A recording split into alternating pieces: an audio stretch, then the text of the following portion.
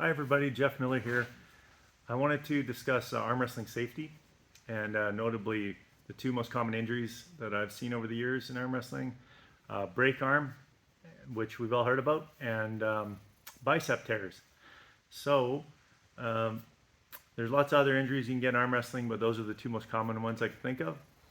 I'm not a medical professional, and for your own safety, if you're just learning how to arm wrestle, trust the veterans in your club on how to safely arm wrestle and position your own body to help you find safer positions that don't overload your bones or your ligaments and tendons, and hopefully you have a healthy, long, happy arm wrestling career.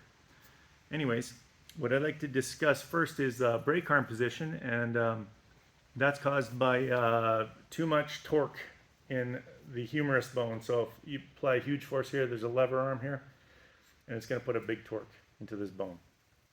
If the joint is rigid and held in place, so if your skeletal structure is all sort of locked in a rigid position and you apply too much force here, this bone can't handle that much force and it will spiral fracture. So how do we avoid it in arm wrestling? There's a few different techniques, but how we typically train beginners historically and classically was and is to watch your hand. So when we tell people watch your hand when you arm wrestle, that means you're looking at your hand and your shoulders tend to face where your eyeballs are pointing. So if I'm looking at my hand, my shoulders tend to face my hand. When my shoulders are facing my hand, I have more flexibility, right? So my arm can bend that way even if my torso doesn't move. And if someone flash pins me, it probably isn't going to snap my arm. Now, the thing with that advice is it works for the most part. If I don't look at my hand and I'm trying to get extra force to pin someone, I'll be turning away like this, and my torso tends to turn where I'm looking, which is to the left. If I'm right-handed arm wrestling. So I'm looking this way, it turns until I get a rigid, if I turn too much, this shoulder joint will become a rigid structure. Now my muscles aren't holding as much as my bones and my ligaments. So in that case, it's rigid and you can snap your arm. That's a risk. So that advice kind of works, but when you look at high-level arm wrestling, you'll notice that many arm wrestling matches tend to look like they're in break arm, or they are at least are twisting this way. They're trying to win a match. They're doing this. You're like, oh my God, they're in break arm. But they're not in break arm position if they're professionals. The reason, they can feel in their body that there's no rigid structure being made throughout their body. They know there's very small angle differences between dangerous position and safe arm wrestling at your maximum strength. So guys like Todd Hutchings and Jerry Caderet, I guess, guys use a lot of their frames.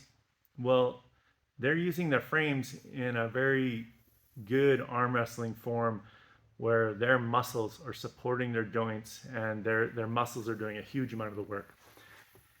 So their structure can take a huge amount of force as well.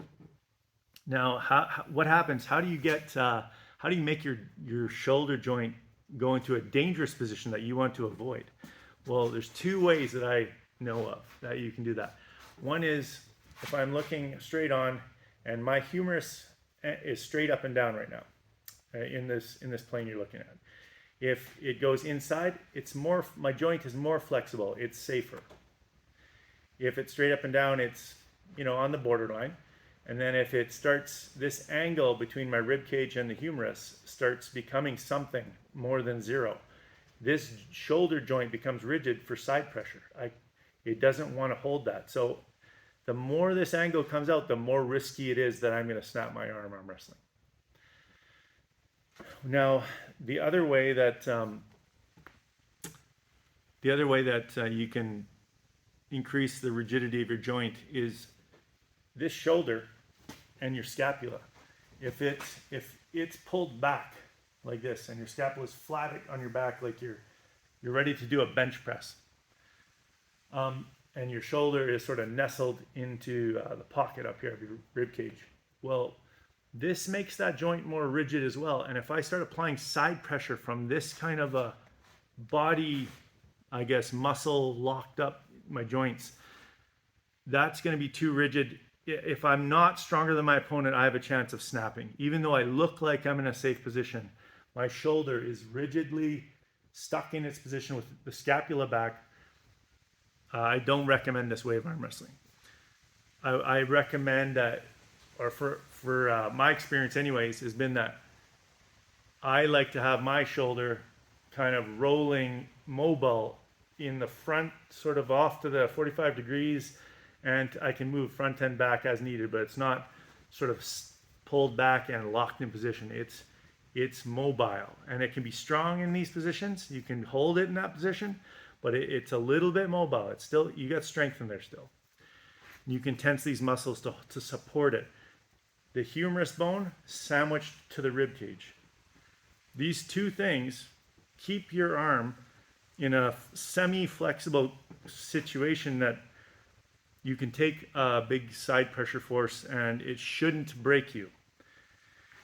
Now, when you're in that position, now what happens is if you just do those two things, sandwich the humerus to the rib cage, and the shoulder is a little bit mobile around the front part of your rib cage. Now you can apply side pressure. You have a little bit of flexibility. It's not going to snap you. Now, and you can pull, you pull if you get side pressure. If you're doing a press from that position, you want to get that shoulder around your hand, but sometimes it doesn't work, but because you're maintaining those fundamentals, you still have a bit of flexibility. So that's pretty much what I want to say. And then if you ever see a beginner arm wrestling and they're turning away from their hand, well, that's the other way. Even if you're doing these fundamentals right, and if I turn too much away from my arm, it's still going to make my shoulder joint rigid at some point. So look at your hand, keep that humerus tucked against your rib cage, and this shoulder must be mobile in the joint up here. All right, that's about it for the arm break. And the second thing I'd like to talk about is bicep tears. And I think bicep tears, what I see is usually if you get pressure on your pronator, like on your thumb side of your hand, and your bicep's getting extended, this is already getting to be a stressful situation for your bicep. And if your bicep's getting extended and you don't move your torso to keep this bicep angle and go with the force and sort of supinate so that you get the pressure off of your thumb and sort of evenly distributed on your palm, this will alleviate the stresses in your arm. And what happens is you get stronger too, so you can maybe stop someone and pull them back. If you fail to do that, or you're trying to king's move, or you're trying to do an open top roll, or even an open hook, and you're like this, and the person starts, say you're winning for a second, but then they do a hit and start to win against you, and you continue to drop and extend this out, what happens is your bicep tendon can get overloaded and snap. So try to avoid, if you're losing, if the thing's on the way down, you do not keep extending it, because you're going to apply more and more tension. And if you're lucky, you might just get pinned and a little bit stretched out. But if you're unlucky, the tendon might snap. Anyways, that's it. I hope everyone has safe arm wrestling, and I never want to see these injuries. They happen every so often, but if we can minimize them, that'd be great. Thank you.